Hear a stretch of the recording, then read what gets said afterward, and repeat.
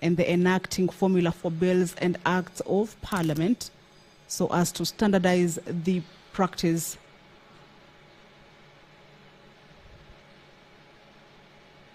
Currently is a quorum bell, so that is a quorum bell that is still on. Remember, we are looking for the presence of members inside the chambers. At least 15 members should be inside the chambers. This is the minority leader, Honorable Stewart Mazai, who has just stepped out. But remember, the House is currently, or rather yet to begin its business. Oh, that is the minority leader, of course, consulting with a member over there. But we are waiting to get the required number of members inside the chambers for the House to commence its business.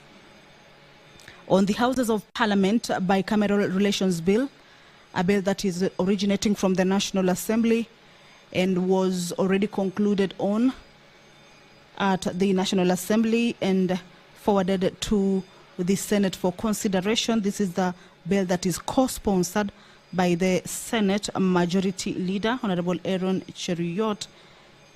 Debate on it already took place. It is a bill at its second reading stage, and this afternoon, if the House achieves the required quorum, then they will be able to go into division on this for the bill to be read for the second time.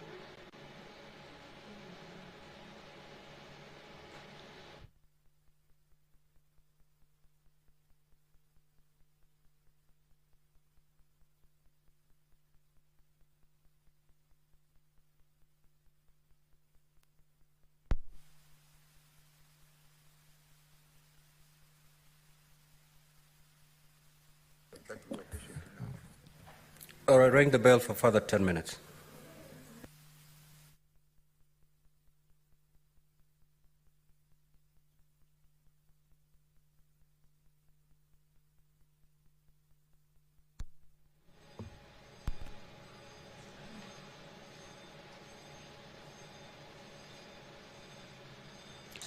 Well, that is quorum bell still on, pursuant to House Standing Order number 40, that if no quorum is present at the expiration of the 10 minutes, remember earlier on we had the first 10-minute quorum bell as directed for the members to be able to make their way into the chambers to enable the House achieve the required quorum of 15 members at the commencement of a sitting of the Senate. And that 10-minute quorum bell has expired, or that period has expired or has lapsed. With regards to the provisions of the Standing Order number 40, is that if no quorum is present at the expiration of the first 10 minutes, the Speaker may direct that the bell be rung for a further 10 minutes. That is exactly what we have seen from the Speaker. It further says that if there is still no quorum present, the Speaker shall adjourn the Senate forthwith to the next sitting. So basically that is what we, or rather that is where we are at, waiting for the members to be able to achieve, or the House to be able to achieve its required quorum at the commencement of a sitting of a Senate. And if it is not achieved, then as provided for in the House Standing Order, the Speaker shall adjourn the sitting to the next sitting. If the quorum is achieved, the House of Parliament Bicameral Relations Bill is one of the bills that is lined up for division at the second reading stage. A further look at what this bill provides for is that it provides for the publication of bills originating from either House of Parliament. This is either the National Assembly or the Senate, the enacting formula, and imposes timelines for such publication to cure scenarios where the government printer at times delays in printing of bills or other bill requests. The bill also provides for the publication of acts of Parliament after assent by the President. It also provides for the manner in which the question arises for purposes of Article 103, Sub-Article 3 of the Constitution, and the matter in which one speaker notifies the other of the question arising. It also provides for the consideration of a question arising and the options available to the speaker upon such consideration.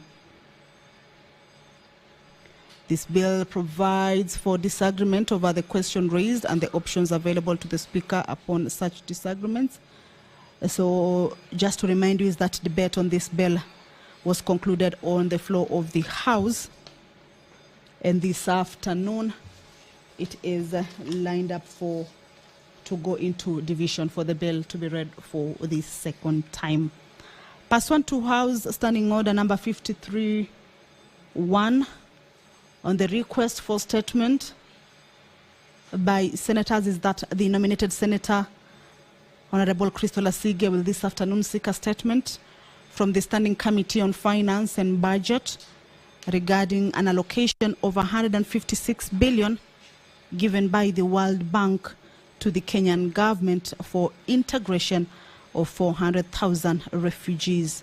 This is a statement that the nominated senator pursuant to the House Standing Order 53-1 on request for statements from standing committees, of course, will be asking, and the standing committee is the Standing Committee on Finance and Budget.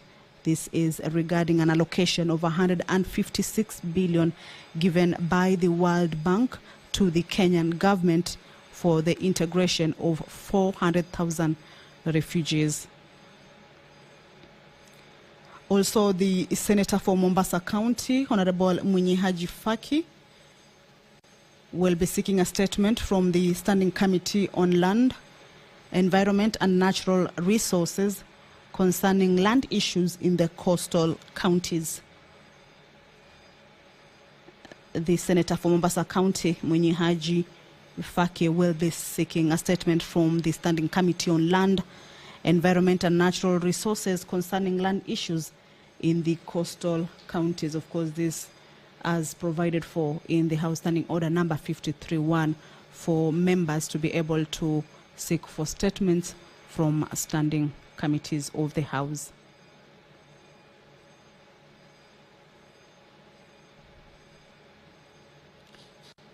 Also, Standing Order number 57-1.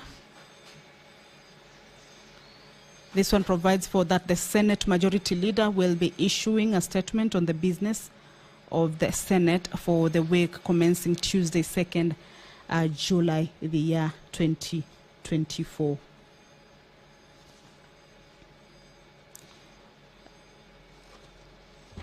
That is the second phase, if I could call it so, of the quorum bell. The first 10 minutes lapsed. This is the second 10 minute, but once this round lapses, then the Speaker will, as provided for in the House Standing Order, adjourn the House until the next sitting. We are waiting to see if the House can achieve 15 members or a quorum of 15 members as required at the commencement of a sitting. If it does not achieve, then the House will be adjourned. Remember, the senators have just resumed from a 3-week recess, this being their first week after the resumption. And there is a full entry in their business. So the members are expected to make their way to the chambers. But if that quorum is not achieved, then that House, or rather the sitting, will adjourn until the next one. The Senator, Honorable Fatuma Dulo, will be moving a notice of motion on the stoppage of funds to Isiolo County due to the failure by the governor to honor Senate summons or other summonses.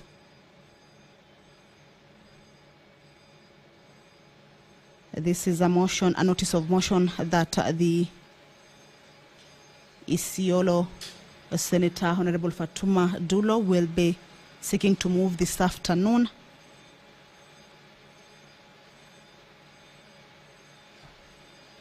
For the governor of Isiolo, or rather for the funds to Isiolo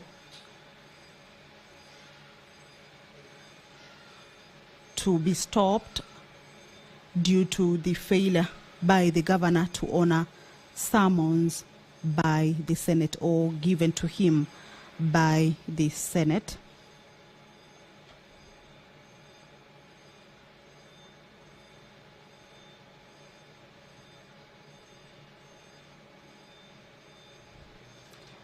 The senator, after presenting her notice of motion, will be seeking to have the House resolve that the Controller of Budget should not authorize any withdrawal of public funds by the County Governor of Isiolo until the Governor has responded to the issues raised in the summons to the satisfaction of the Senate.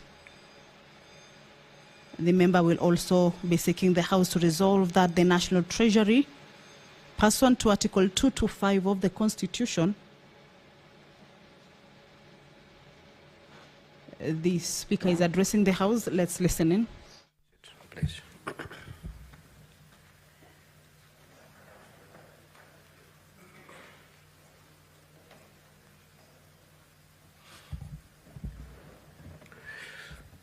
Honorable Senators, please be upstanding. There being no quorum and having rung the bell pursuant to the provisions of Standing Order 42, the Senate stands adjourned until Tuesday, the 2nd of July 2024 at 2:30 p.m. Thank you.